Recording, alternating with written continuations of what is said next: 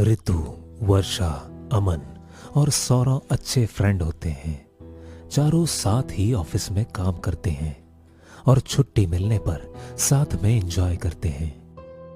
सभी को सिगरेट पीना, नशा करना और ड्रग्स लेने के आदी होते हैं। चारों अपनी लाइफ एंजॉय करने में यकीन रखते हैं। अरे यार, कुछ दिनों से वर्कलोड इतना ज्यादा बढ़ा हुआ है, मत पूछो। इस काम के चक्कर में तो हमारी आधी जिंदगी ऐसे ही गुजर जाएगी। क्यों ना इस वीकेंड हम लोग कुछ धमाल करें? हाँ चलो, पब में पार्टी करने चलते हैं। अरे नहीं यार, पब तो हम हमेशा जाते रहते हैं, इस बार कुछ हटके करते हैं। वीकेंड आ जाता है। अमन पार्टी करने के लिए सबसे ज्यादा उतावला हो रहा होता है। उसे नशा करने का बहुत शौक था और वो जब ऑफिस कामों से फ्री होता तो नशा करने लगता था। इस बार पार्टी करने के लिए मैंने पूरे कार की डिग्गी फुल करा रखी है। क्या यार अमन, तू भी ना इतनी शराब पिएगा तो क्या होगा तेरा? अरे यार, मौत से इतना क्यों डरना, जितने दिन जीना है मजे से जीना है। वीकेंड की छुट्टियों पर चारों गाड़ी से निकल पड़ते हैं। रात भर दारू पीकर तेज रफ्तार में गाड़ी चलाते हैं और लाउड म्यूजिक बजाकर डांस करते हैं। अमन नशे में चूर होकर गाड़ी चला रहा होता है। उसे कुछ सही से नजर नहीं आ रहा होता।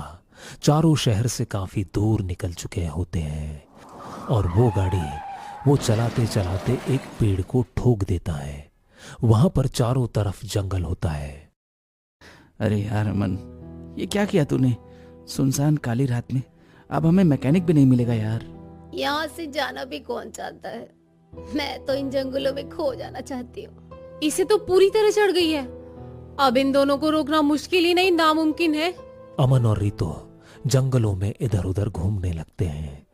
तभी उस जंगल के बीच एक कब्र होती है। वो कब्र देखने में बहुत पुरानी लग रही थी और उस पर उर्दू में कुछ लिखा हुआ था। कब्र पर छोटी छोटी घास उग गई थी। अरे ये क्या चीज है? ओ भाई, तू कितने सालों से अंदर पड़ा है? तुमने अपनी लाइफ एंजॉय करना मिस कर दिया। ना ना ना ना, मैं ऐसा नहीं होने दूंगा। तू मरने के बाद भी दारू पिएगा? इतना बोलकर अमन उस कब्र पर एक पूरी की पूरी दारू की बोतल गिरा देता है और उस कब्र के ऊपर चढ़कर नाचने लगता है। हमें ऐसा नहीं करना चाहिए, प्लीज अमन को रोको। हमें नहीं पता ये कब्र किसकी है और ये इस जंगल में क्या कर रही है।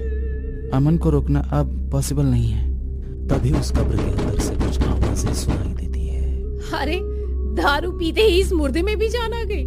तभी उस कब्र के अंदर से कुछ आवाजें आने लगती है। उस कब्र के अंदर से ऐसी आवाज आ रही थी मानो कोई अंदर से धक्का दे रहा हो। तभी अचानक वर्षा को लगता है कि अमन के साथ उस कब्र के ऊपर कोई और भी खड़ा है और वो उन चारों को देख रहा है। ए, वहाँ कोई है। अभी अभी मैंने वहाँ किसी को देखा है। ए, जो भी है सामने आओ। हमारी वर्षा मैडम तुम्हें अपना दिल दे चुकी हैं। तभी अचानक वही पास के पीपल के पेड़ की लटें नीचे आकर अमन को खुद में लपेटते हुए ऊपर की ओर ले जाने लगती है। सभी डर जाते हैं। किसी को समझ में नहीं आ रहा है कि ये क्या हो रहा है। देखो, मैं हवा में उड़ रहा हूँ, इसलिए मैं तुम लोगों को कहता हूँ ना, दारू पिया करो। तो तुम लोग भी बिल्कुल बेकार हो। धीरे धीरे पीपल की लटें अमन को खुद में जकड़ने लगती है और उसे ऊपर ले जाकर ऊपर से नीचे छोड़ देती है।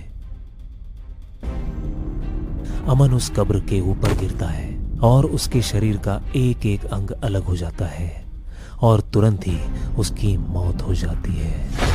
ऋतु, वर्षा और सौरभ ये देखकर डर जाते हैं। अमन, क्या हो गया तुम्हें?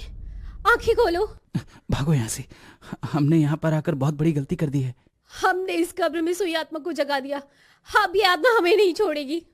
तीनों वहां से अपनी जान बचाकर भागने लगते हैं, लेकिन तीनों के पीछे एक सालों से कोई खतरनाक आत्मा पड़ जाती है।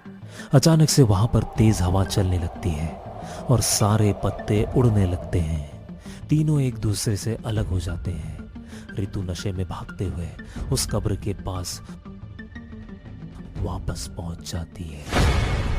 अरे मैं वापस यहाँ कैसे पहुंच गई? तभी अचानक अमन के शरीर का बिखरा हुआ हिस्सा अचानक जुड़ने लगता है और वो किसी खूंखार प्राणी की तरह बन जाता है और वहां रितु के पीछे भागने लगता है। रितु वहां से अपनी जान बचाकर भागती है। अमन, होश में आओ, मैं तुम्हारी दोस्त रितु। अमन दौड़ते हुए रितु का गला पकड़ लेता है। अमन रितु का गला पकड़ते हुए उसे पेड़ के ऊपर टांग देता है और रितु की गर्दन एक नुकीली डाल में फंसा देता है। रितु का शरीर उस पेड़ से लटक जाता है और वहीं पर रितु की मौत हो जाती है। रितु के शरीर से खून बहते हुए नीचे की ओर गिरने लगता है। वर्षा जंगल में भागते भागते उसी पेड़ के नीचे पहुंच जाती है जहां पर रितु की लाश टंगी हुई होती है। सौरभ, रितु, कहाँ हो तुम दोनों? मुझे बहुत डर लग रहा है।